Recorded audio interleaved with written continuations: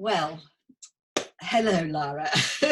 So firstly, I just want to say that I'm Alexandra Pope, and I'm co-director of Red School and co-author of the book Wild Power. And I'm with you, Lara Briden, Yes. and you are a naturopathic doctor, Yes. and you hail from Canada, Yes. and you now are in New Zealand, the other side Yes. of the world. Yes. But you are also connected into Australia because you have a practice there. But Yeah. actually, I really think of you as sort of a worldwide operator, really. But you're located in New Zealand, and you are the author of this wonderful book, The Period Repair Manual, which is just our top book that we recommend to all Oh, thank women. you. Yeah, It's very popular, which has been it's very wonderful. popular. It's so Yes. useful, you know. Yeah. It's so practical. It's a wonderful resource. And I have now just discovered that you are working on the menopause as well. And I'm guessing that you are nibbling the edges of I menopause yourself. am. Yeah, I'm dipping a toe in. So Good. I'll be 50 in December. Yeah. And I've just I think I'm now in my second kind of skipped period stage. So I think I had a 60-day cycle a few months, like about 9 or 10 months ago. And now today I'm like day 45 or 40, which is very unusual for me. So I'm like, yeah, something's happening. Something is happening. Something is happening. I've noticed a few things, but I mean, I can say right off the top, my symptoms have not been severe. So, we can compare notes a little bit. Yes, can compare notes. I think it'd be very interesting to do that. So, yeah. well, we are going to, of course, be talking all about menopause. Yes. And the whole lead up to menopause, this word perimenopause. And really, I want to pick your brains about how to support women through through the sort of physical changes that women experience, and some of these experiences are very extreme. Yes. And I think you and I both sort of feel that women aren't meant to sort of crash and burn in the way they are, and that the fact that we are crashing and burning in this way, burning literally, says something about what, that there's something not great going on that we need to sort of step up to. So I'm sort of going to hand the ball over to you to perhaps start with that point of what is going on. Well, I agree with you that this is a conversation that needs to be had, because I am distressed by some of the discourse, like you're describing in a lot of mainstream media, are these like horror stories of menopause. And as you say, women crashing and burning. And I think, first of all, I feel like if that's the constant narrative that we're being told, that's not healthy, because then we become even more fearful of it than we were before. And there was already this narrative that made it quite challenging for us, which is that it's, about aging, which I'll just say, I think it's important that we do talk about aging and that we're comfortable with aging. But in my thinking as a clinician and a biologist, I'm an evolutionary biologist, we were just talking about that. My view is that actually menopause is separate from aging in a way. It happens alongside, it happens at the same time, yes. But to say that menopause is just about aging would be like saying puberty is just about growing up. It's obviously so much more. And so unfortunately, that's what should be a time of exploration and just interesting change is very much colored by, the fear that, okay, now I'm an old woman now, so I'm going to become just like that. I'm going to become, invisible or irrelevant, and I feel like maybe the funny thing is I was frightened of that earlier in my 40s, thinking, oh, 50 must be scary. But now that I'm here, I can say to everyone, as like suddenly I'm like, I don't get it. Like, yeah, I don't feel suddenly irrelevant or any of that. I actually feel more powerful than before, which is if you look for that other narrative, that's there as well. A lot of women describing what I feel, I'm starting to embody and starting to feel, is finally being able to say, no, I just drawing some, making some new boundaries and kind of knowing a bit more who I am and being quite a bit less fearful of what others think of me. I don't know how, I wasn't prepared for that part of it, but it's it's good. Maybe we can put that out there. You know, that is absolutely the case.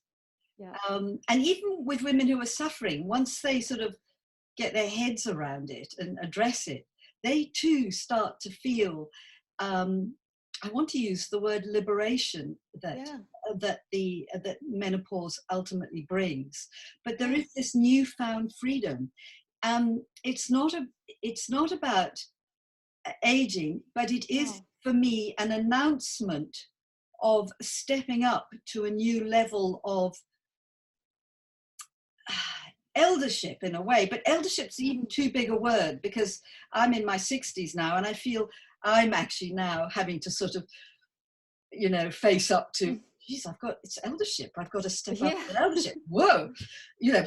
But menopause is a step on that path. So it is about getting older, but it's not about aging as such. But you are stepping up to a new level of sort of age, if you like, of getting older. And that awakens certain sort of psychological and spiritual forces, if you like. But, you know, it's not a signal of a slide into decrepitude. No. What you far from it. From it. Absolutely, dear women out there, please hear this. It is stepping up to a new level of power.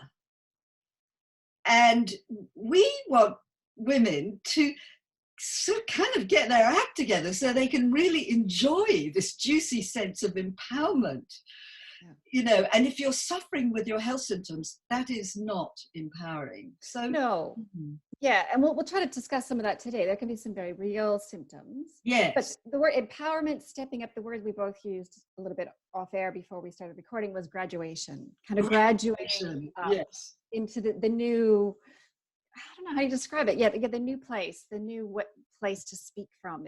It's graduation into the new place to speak from. So okay, now that we've set that lovely ground, let's now get down to the nitty gritty of how we can start to really enjoy that and not suffer, Lara. So I really want to begin with perimenopause, because I was saying to you earlier that I'm uncomfortable with the use of this word, because it feels like women are launching themselves into menopause almost too early. And for me, psychologically, it diminishes something of the power of menopause.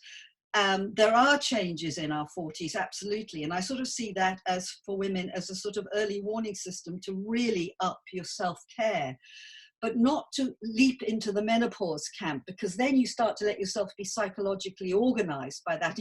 And in a sense, you age yourself, I almost say. So that is my particular thinking, but you bring some other information from another standpoint, and I'd like to really hear what you're saying and writing about right now. Yeah. So my second book is going to be about perimenopause and menopause, and what I like to call second puberty, which that word has been around for a while. It's nice. It's because that describes the transition that it is. So one of the words I'm using in my book and that I'm working from is recalibration. So it is a recalibration of physiology and the brain. Now, recalibration isn't necessarily bad, right? As we just said, we're moving to a different place. It's going to be different. We're going to be in a different brain and body than we were during our cycling years. That is just a reality. I mean, we were in a different kind of body as children before we entered puberty. And then so the recalibration process, the thing about recalibration, and this is true with the perimenopause and menopause, the symptoms, if they're going to be symptoms, they happen during the recalibration process, not after. And this is a very important thing for women to understand. If you are experiencing symptoms, that absolutely does not mean, oh, this is how I'm always going to be now, like from now until, forever. Such a good point, Lara. Yes. Yeah. It's like, you could have some symptoms for a couple of years, because your brain and your nervous system and your metabolic system and your gut microbiome, everything is literally like, I just think of just rewiring, just little circuits kind of reconnecting and making, it's like, oh, we're going to do this differently now. And I mean, children, teenagers go through that, puberty, you go through that. And so I think for me personally, and in my book, I'm exploring this, it's about giving a bit of space for that to happen. I guess giving myself a little bit of a break. Like, you know, if I suddenly find it's like, oh, what is going on with my sleep? Why did I just pop awake at 4 a.m? You know, that is not good. But rather than beating up on myself and saying, oh, you know, I'm a bad person, or because I'm menopausal, or I'm old, or it's rather just my brain, I just keep saying my brain is recalibrating. You know, it's okay. I'd love to come in here and just sort of celebrate that word, because that's and then you use this phrase of just I'll just give myself this space then because I'm in a recalibration time. Yes, absolutely, yes. It's the same. It's sort of psychologically, and this is the first thing I say to women, that the moment you start to give yourself space and time, a whole inner world is going to open up for you, and you're then going to allow the psychospiritual dynamic to go through its number alongside the body and process. Space and time and permission. That, in fact, that is the top word, because if a woman doesn't give herself permission, it's not going to happen. Because especially if we're so fear-based, like we talked about before, if we head into it with the narrative that, okay, menopause means we're getting old, therefore we're becoming irrelevant, which is none of that is true, but you know, if that's how we feel subconsciously coming at it, then the first signs is like, oh, could that be perimenopause? Or then, oh no, it can't be because, you know, I don't want to be, I'm too young to be old. But if you just think, no, I'm not getting old. I'm exactly the age I am, 47, which is fine. And my body just it has to do some things now. And these are things that are, this recalibration and menopause is hard. It's in our blueprint as humans. And I do want to speak a little bit from an evolutionary biology perspective, because that's my passion. So I'm just trying to think how to say this very concisely. There's something so beautiful about menopause from an evolutionary biology perspective, because what some of the research seems to suggest is that the very evolution of increased longevity in humans has been selected for women to live into their 70s and 80s, because women of that ance, well, we know from hunter-gatherer, like from the Hasda group and from the existing hunter-gatherer peoples, women in that age group beyond menopause are extremely valuable to the tribe and increase the survival rate of everybody, you know, of all their descendants. So a couple things I've read, this is a lot to do with what's called the grandmother theory of menopause, that it evolved to be this way, that it's not that we just run out of eggs or just get depleted and just pooped out and that's it. That no, we basically, I mean, what the grandmother theory of evolution of menopause states is that we at a certain point decide to evolutionarily like to switch off ovarian function, because we're not going to, it's more in our interest and in the interest of the tribe, like even from the perspective of passing on our genes, it's better at that point to switch strategies, change from, okay, I'm making my own babies, to actually now I'm increasing the survivorship of everybody else. And I know, it's beautiful. Isn't that, I'm so moved hearing that. Yeah. And what they said is, even men get to live long too, but they're just being dragged along by us. The selective forces are acting on women to live longer. And that just so fits for me with the model that I hold, which is that women step. We are rewired psychospiritually to step up to serve the world. It's no longer about me anymore. I go into sort of transpersonal rather than personal kind of consciousness. It's very, very wonderful. Let's just hold that for a moment, because that's what I'm starting to feel. I mean, obviously you're more graduated into it than I am, but I am feeling that more and more. It's like just this really clear message. It's not about me. No, it's not about me. No. It's about, I mean, in my work now, it's about the message. It's about all these millions of young women around the world. Even though I'm personally not really going to have many more periods, I am very interested in the young periods of women, in the periods of young women, for all of humanity, for all of their sake. Yes, yes. Yes. Yeah. That's very moving. And it's lovely hearing you speak of how you're feeling that coming in. Oh, okay. That's just fabulous hearing all that. Okay, so let me hear from you about what is happening in what you're calling the perimenopause. And you're speaking particularly about Geraldine Pryor's work, Yes. aren't you? Yes. So say more about that and how women can support themselves through that. Yeah, so Geraldine Pryor is a Canadian endocrinologist, and you probably met her. I mean, I've spoken to her a few times. She's so wonderful. She helped me with I haven't spoken with her, but I love her work. Love her energy. She's got a lovely humor. And she's 76, so she's been graduated into this space for quite a long time. She's still working. She's still publishing. She runs a center in Vancouver called the Center for Ovulation Research, and she helped me with period repair manual. And yeah, she's written a lot about perimenopause. She's written several scientific papers about it. So I've been quite influenced by her description of what happens. Now, the first thing I'll say is she does make the point that actually the majority of women move through this recalibration with relatively few symptoms. So it's important to say from the outset, all the experts agree that actually the majority of women are not going to notice very much, maybe subtle things, and that's fine. Like subtle things you can give space to yourself for, especially if you, and like with permission. So if you did have a, middle of the night awakening and you're thinking, I wonder if that's my hormones, if that's perimenopause, like maybe it is, but it's okay, as long as it's not too severe, it's actually fine. So she describes, and I guess the thing that's probably worth saying is that we, in the lead up to menopause, which can be anywhere between 2 years, so quite short, or anywhere up to 10 years, but the shorter lead up would be more common. We lose progesterone before we lose estrogen. I think in my work, that's the important part, because if you do, what happens is we lose and progesterone is a very important hormone, very important for the brain. Speaking of brain recalibration, progesterone actually stabilizes the stress response system, which is everyone calls the adrenal glands, but the communication between the brain and the adrenal glands or the stress glands is modulated to a large extent by progesterone and other hormones, but progesterone plays a role there. So if, for example, some women find they have a sort of reduced ability to cope with stress. I mean, for example, just a little example, like in my 40s, by my sort of mid to late 40s, I found driving more stressful. And I've been driving since I was 16, like seriously, like driving on really like Canadian icy roads and like busy traffic in Montreal and just no problems at all.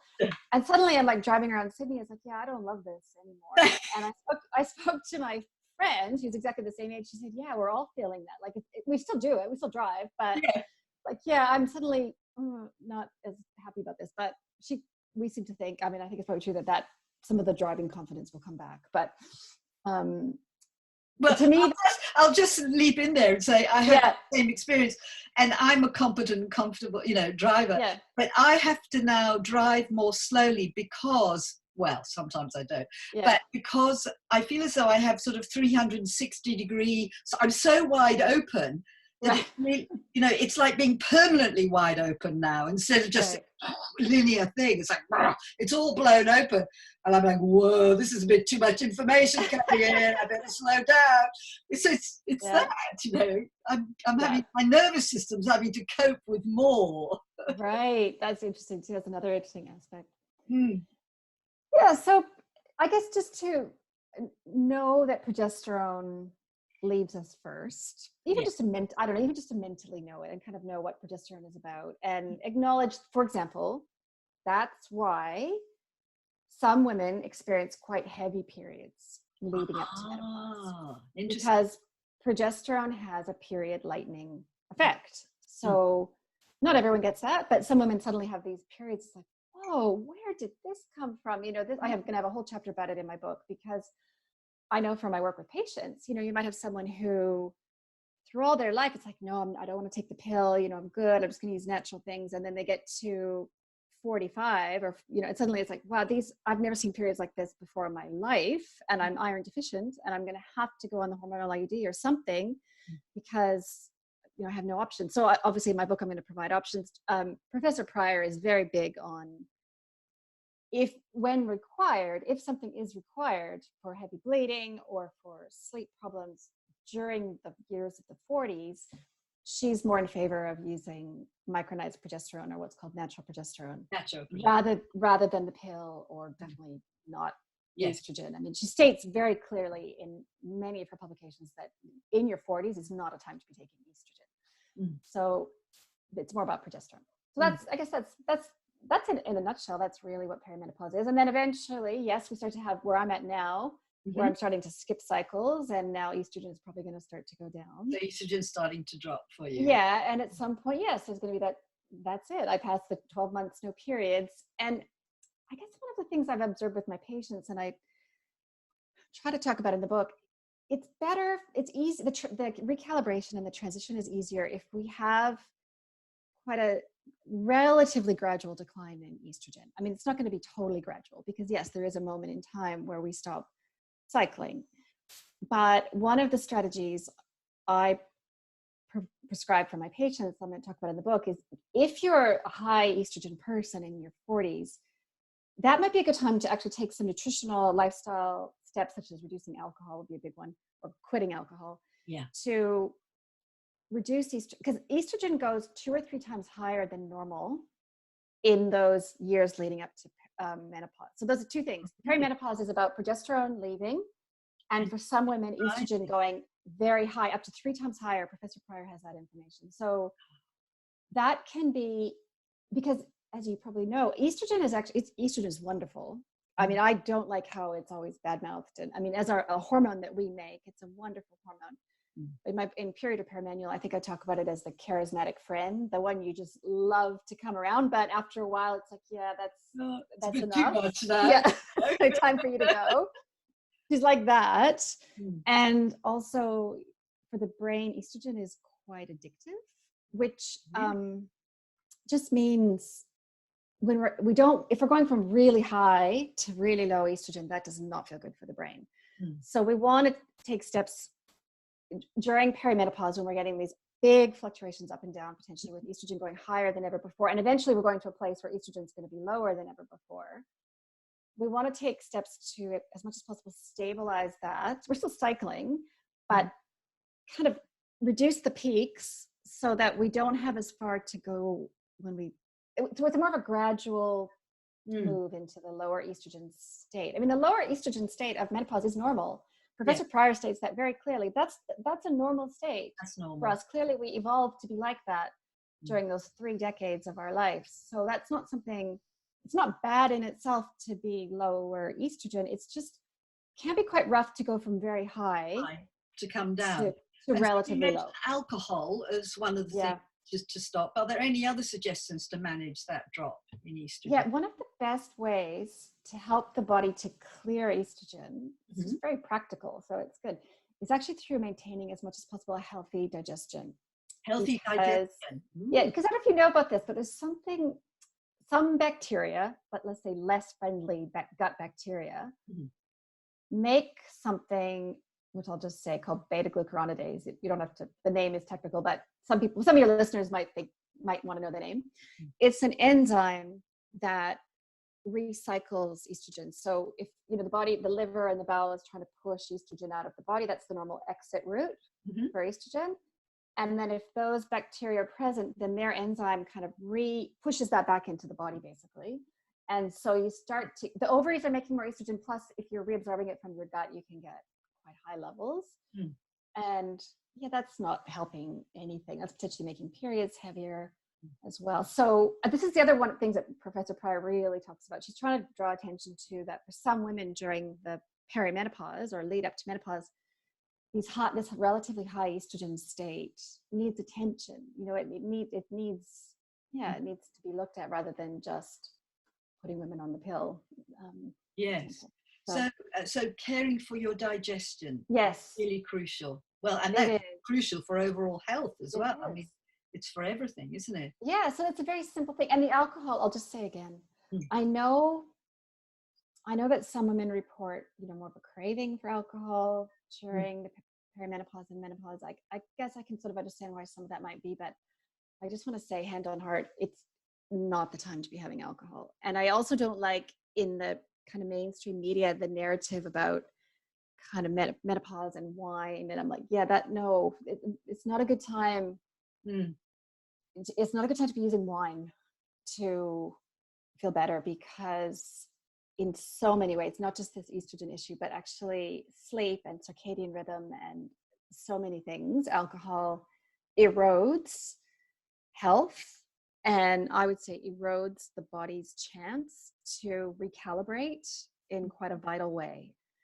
That's significant. Yes, yeah. to recalibrate in a vital way. Yes. Yes. Could a woman come back? I personally don't drink alcohol, so it's not an issue for me. But once you're sort of out the other end of menopause, could one bring alcohol back for those that are sort of going? I'm going to say yes. Actually, yes. So I'm going to say yes. I mean, I don't think anyone should be drinking too much, but yes, you read what I was saying exactly right. I'm saying, give yourself some space during these, however long it's going to be, 2 to 10, probably not 10, but 2 to 5 years. Just give yourself a little space to do it, because this recalibration is important. I've just been reading some research about the recalibration, essentially, of both. This is about the recalibration of the immune system and the brain that happens during menopause and leading up to menopause. Yeah. And they were talking about it as kind of a tipping point for what comes later. So, I mean, not to overstate it, but like, it's like you're recalibrating. So now's the time to give yourself extra care, extra space to be as healthy as you reasonably can, because that's an investment in your health that comes later, right? I can't agree more strongly with you. Yeah. It is absolutely, I see menopause as this whole adjustment period. This is psychospiritually, because to put yourself on this new platform for the rest of your life. So you've had this big chunk of living, and you're now going to take time out and go, whoa, what was that all about? Who am I? Where am I from? What am I about? What do I really want to do? Because I've got a big chunk of time ahead of me. How do I want to sort of set myself up for that? And it's just so important to have those adjustment periods. It's just how to have a healthy system. You can't be healthy keeping going all the time. It is just absolutely crucial. It's true. And I guess I'm really hoping for people listening and watching that I think one of probably the make or break thing for a lot of women, which I hate to say it, but I think is some flexibility in their work to be able to make a bit of space. Now, yes, if you're in a high powered career and you're peaking in your career and you just literally cannot take more downtime, it's going to be harder. I'm not saying it can't be done, but honestly, for some of my patients, I just say to them, like, I don't think you can do this. Like, I think you're going to have to work less for a few years in your case. And then again, like similar after menopause or in menopause, probably step it all up again. It doesn't mean dial it way down, but depending on how it's all feeling, I think it's a. I'd love to pause on this one, because I think what you've said is very significant and very powerful, and I am of the same ilk as you. You've simply got to have time and space for yourself, and this presents a real conundrum for women just that you've just described there. Yeah. And I just want to feel into it for a moment, because I do not want women to see this as a sort of liability, or I know they're going to think of it as a problem. In the mainstream world, it's looking like a problem. But so much of our work, my work, but absolutely your work as well, is this, we talked about at the beginning, it's about presenting this new story about menopause and all that wonderful stuff you talked about, the evolution process.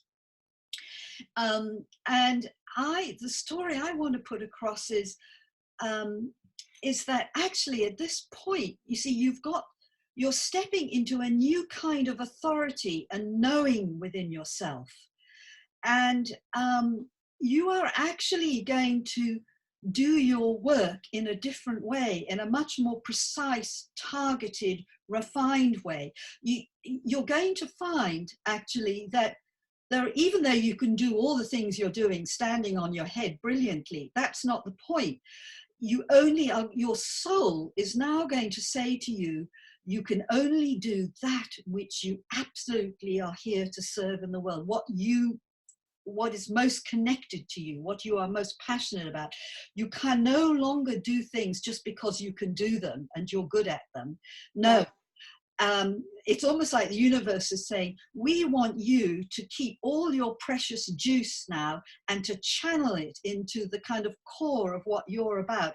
And boy, are you going to be powerful. Boy, are you going to be able to deliver in a whole new way. But it isn't about having 10 pots on the boil, you know. Exactly. It's going to be one pot that, boy, is that pot going to be just fabulous what you're cooking. You know, because I think of myself, I'd been a psychotherapist for 20 odd years, you see, and, you know, I was self-employed, I was good, I had a really good practice, and I'd finally worked out my style of therapy, you know, I was just kind of at the peak of something, and then this thought pops into my head, it's like, it's over, you're not going to do that anymore. Yeah. And I just knew at that point that I had to now come out fully with this menstrual work, and that was what I was coded for. And I'd been secretly, I was like an artist with a day job, and I was going to drop the day job and just do the art. And it's like you've got you're coming to the essence of who you are, and you've got this incredible energy now that you channel through the one thing that you can do brilliantly. So I want to get that message across to women, and we've got to change the culture around menopause so that the whole culture is on board and does not think, oh, this woman is a liability, a bit like a woman getting pregnant is a liability, you know, used to be and still is a bit. It's a very good point, you know, and I think it's kind of about taking a breath. It doesn't have to mean, oh, I'm quitting my job now or I'm going to part-time necessarily. It really doesn't have to. I mean, I'm still working quite a few hours. No, exactly. I totally agree. Yeah. But it is about taking a breath as a way, as you were talking, I was thinking it's kind of like potentially as an investment in all the future work you're going to do, because if you can take that just sort of moment to think about what it is you really need, then your productivity is, you know, for the next 2 or 3 decades is going to potentially be even more. So it's an investment rather than a liability. I think it's a very good important point you're mentioning there, because I don't want women thinking, oh, I've got to stop now. Although I have to say, well, I'll come back to that actually. It's so powerful what happens at menopause, and it's sort of non-negotiable. But it took me 7 years from that initial thought of, oh, the psychotherapy is over. And not only that, I'm leaving Australia and I'm going back to England. You know, this is what happened in 48. It took me 7 years. So, you know, you build to something. So it's so important to be connected, to pause, just connect to yourself, hear the inner voices, and then quietly tend to themselves. And I was just thinking this morning that women going through menopause are sort of operating on 2 levels. They've sort of got this sort of normal life in inverted commas, sort of on the surface, apparently continuing, whilst underneath they've got this kind of cosmic seismic shifts, you know, the tectonic plates of their soul are shifting. But, you know, they turn up at work each day, you know. But underneath they're making these radical decisions, and they're also getting terribly smart about how they use their time. And well, to know that, keep going. We discovered this wonderful word, snudging, which I'm going to bring in here. And to snudge means to look like you're sort of going about your business, but underneath you're just doing the bare minimum to get away with it. So it's like snudging it. You just know the meaning of the word by just hearing it. But it's about, you know, looking like you're on the job whilst actually just delivering only what you absolutely have to. So I always say to women, no longer do you go the extra mile for anybody or anything. Just, you know, toe the line. If you have, you know, you've got to go to work, you've got to still do some stuff, but do the absolute minimum. And women are so smart. The moment they give themselves permission that word permission is so important. Yeah. Some sort of magic happens on the inside, and they start getting very smart about themselves, about what they do with their time. And then the other thing that happens at menopause is that you have this terrible, incredible power of no. This word no, it's like this, no, it's not that anymore. I don't know if you've noticed that come up. I have, and it's just as you're saying it, I'm like, you know how toddlers at 2 years old, like that's when they suddenly learn they have a boundary. It's like, Yes, no. yes, It yes. happens again at 50, apparently. Yeah. Well, it's absolutely, it's so powerful. You find yourself saying no to just about everything, and you're just wondering, what is left in my life? Don't worry. There's plenty left there. But yes, the big no.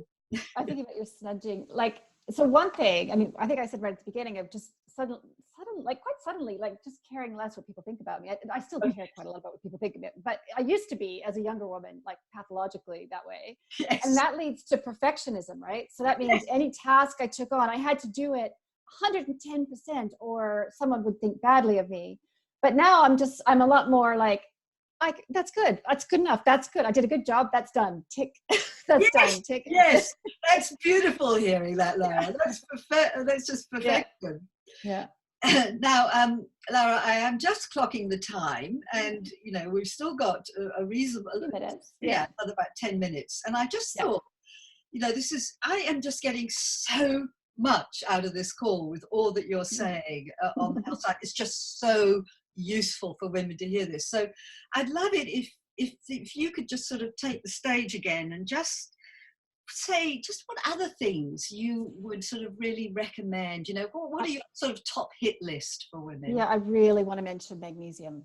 Now, I know this seems very practical given everything else we just talked about was all much more profound and deep. Oh, no, be practical. I want you to be But a magnesium supplement and like a good one. Like, no, I don't mean expensive one because magnesium is not expensive, which is great. But like preferably maybe a powder, magnesium glycinate, probably at least 300 milligrams, but don't get diarrhea from it. But, speak to your nutritionist or even this is the kind of supplement that is extremely safe.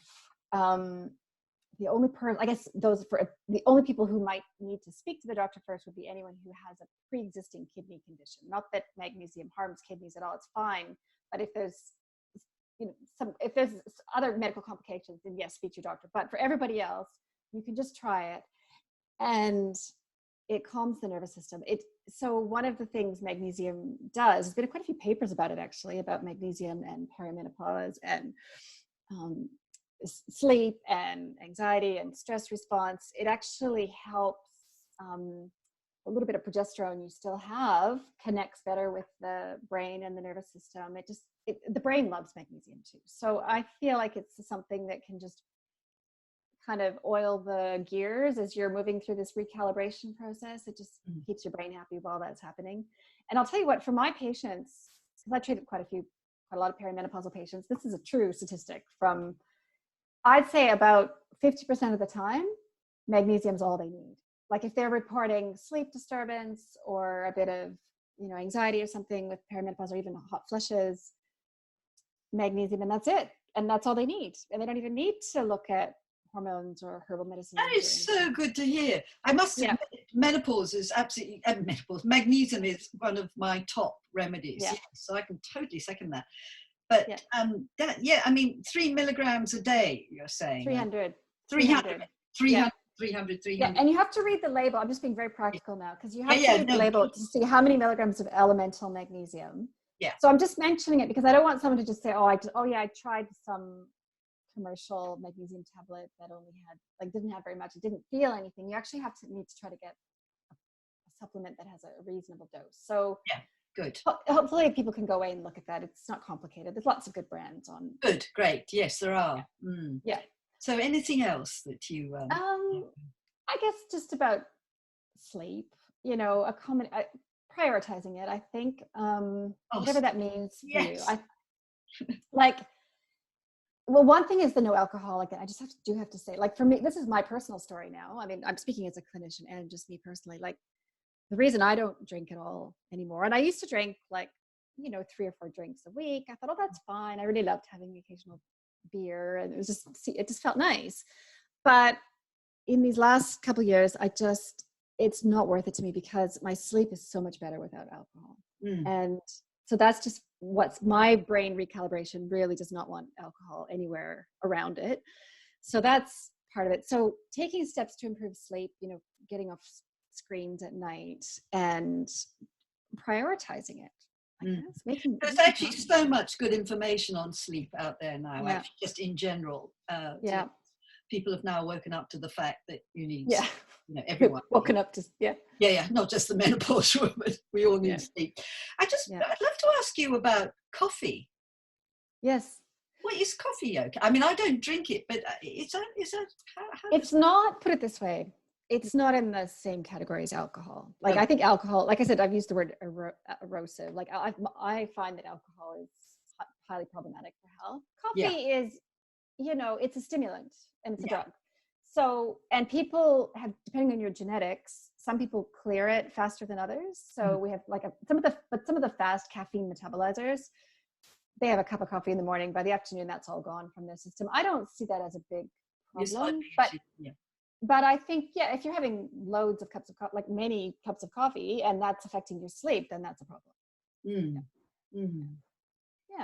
So those are my top tips, I guess. I do think, for what it's worth, if someone's going to go down the path of hormone replacement, obviously that's a topic for another day. Yes. But I'll just mention, what I will just say, people can look this up, is that Geraldine Pryor does recommend using progesterone or micronized progesterone, Prometrium or Eutrogestin are the brand names, first before using any estrogen, because she has a scientific paper about this that's been published, that progesterone alone can relieve hot flushes and symptoms. And her point is that progesterone is a lot safer potentially than estrogen. And so just to clarify, we're speaking about progesterone, not about the progestin drugs that are in the pill, because there's actually no progesterone in any type of hormonal birth control. So it's a very specific thing. I mean, that's just a final little word for anyone who's just really feeling like they need something. They can maybe look. Some women are truly, desperate, and they've got families to care for. Sometimes they've got older parents they care for, and just they've got to get through, and you've got to be practical about it. So it's good to hear. I have a blog post called Rescue Prescription for Perimenopause, where I talk about progesterone, and I think I linked to some of Geraldine Pryor's work from there. So the thing about progesterone and sleep, that's why I think I segued into it, is that progesterone is quite sedating. So you take it at bedtime, and it really can. If perimenopausal sleep problems are the main problem, if that's what's sort of making everything else kind of go off the rails, then that the combination between magnesium and progesterone can just totally normalize sleep. That's been my experience with patients. That I can imagine that there are some women listening to this who are just thinking, my God, there's some sort of solution out there. Yes, absolutely. Because what were you going to say then, Lara? Well, no, just to say again that this, if women are struggling with feeling quite tattered from not sleeping, and again, we said this at the beginning, but it's worth repeating. This is not how it's always going to be. This is, you're recalibrating. Yes, your sleep is recalibrating, but you're going to come out the other side. And everything I've seen, I'm sure you've seen the same research, that actually in menopause, after menopause, mood and sleep and everything is as good as it was before, if not better. So it's if you do need to have some treatment, it's usually just for that interim few years until your body can recalibrate. And the other good thing about doing progesterone, I mean, not to go harp on it, but it's quite easy to stop it and start it. So because estrogen is quite addictive, if you do take an estrogen replacement of some kind, you're going to have to wean that down eventually. You can't ever in your life just stop it cold turkey, or you get the hot flushes back. But progesterone is not like that. You can actually just stop at any time. So that's another, potential. That's another. Professor Pryor talks about that. Yeah.